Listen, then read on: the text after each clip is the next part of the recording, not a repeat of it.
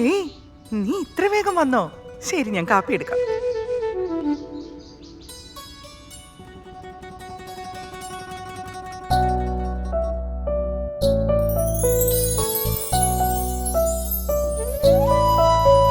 Happy mother's day മാ.